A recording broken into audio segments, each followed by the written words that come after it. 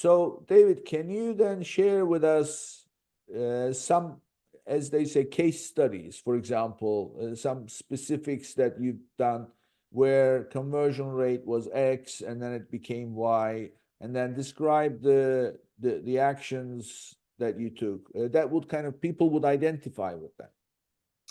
Sure. So, I mean, one other benefit also of ChatGPT is once you've uploaded all this data, okay, and once you've identified what are the key issues, ChatGPT will actually give you either copy or description of what the infographic should be like, or some of the creative elements as well, which also allows you to dramatically reduce your time. So, for example, you can then take the reviews and you can say, okay, based upon this information and focusing on this, write me a new product title. Okay, and so it writes you the product title again, and again, always when because typically product titles are going to be more keyword focused.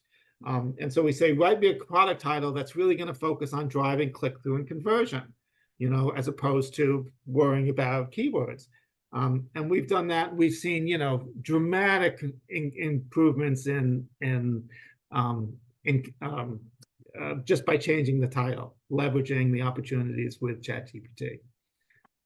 So, what kind of an impact does the title make in terms of conversion?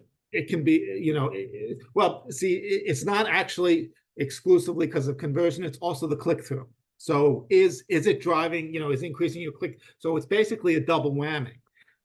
So ideally what you want to do is you want to increase your click-through rate. At the same time, you want to, increase your conversion. And a lot of it comes from once you've identified the segments.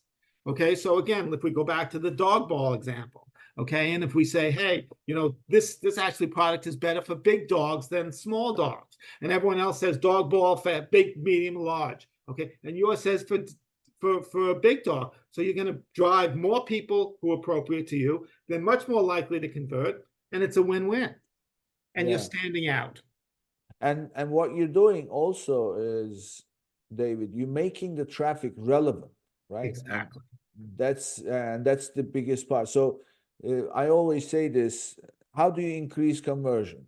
There are two ways, I should say, two strategies to drive conversion, to improve conversion. One is make the page, your PDP content relevant, so that when people land on the page, they connect with it and then they say, okay, this is for me. I mean, of course, you need to reviews and all that stuff, but ultimately, it's your content that's making the sale. The other strategy is to eliminate the irrelevant traffic, right? Yes. So, and what you are suggesting is when ChatGPT gives you who uses this product in a way that they are satisfied, you put that in the title, you are automatically going to have people clicking through the listing that are for that product and that are likely to be satisfied with. And would give you good reviews, and you eliminate the bad review people, and so your reviews go up. So it's a complete win-win. And once they're satisfied, they're more likely to buy again, which is really the key to Amazon. We talk all about acquisition, but it's really about once we create a satisfied customer, we're much more likely to get repeat business. So, ultimately, that's what's going to drive your profitability down the road. Yeah. Yeah, I mean, and also, the other thing here, nothing to do with conversion, but what you just said is something that we've experienced where you would experience things that you would not think of on Amazon because of the millions and millions of people. And what I'm getting at is I have a client and they have a very high ticket item, and I'm talking like $700. Okay.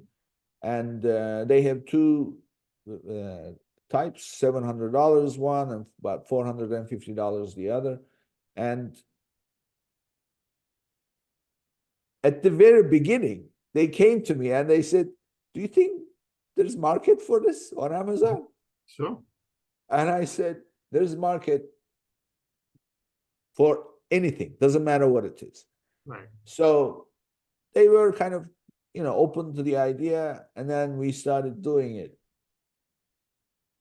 Only yesterday, we were looking at the numbers. Mhm. And guess what?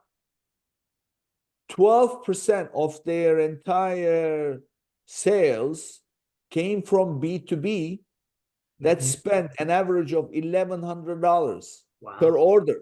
Mhm. And this is without having a B2B price or any, they just have their profile Right. established, which is necessary for B2B.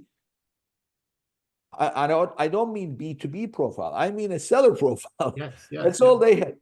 So anything is possible on Amazon as long as you make it relevant. So there is a market for everything. You just have to connect with that market, and that's what we had done, and the results are phenomenal in terms of ACOS.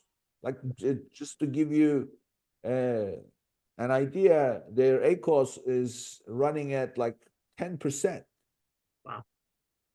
Mhm. I mean, it's like, and on a $700 item, a Yeah, 10% but ACOS. actually, it makes a lot of sense because what's happening is the price is self-selecting people. Okay, Right. so 90% of the people will not click on the ad because it's $700. But if you do click on the ad, then you know it's $700. So there's a really good chance. So it actually makes sense that you're so profitable.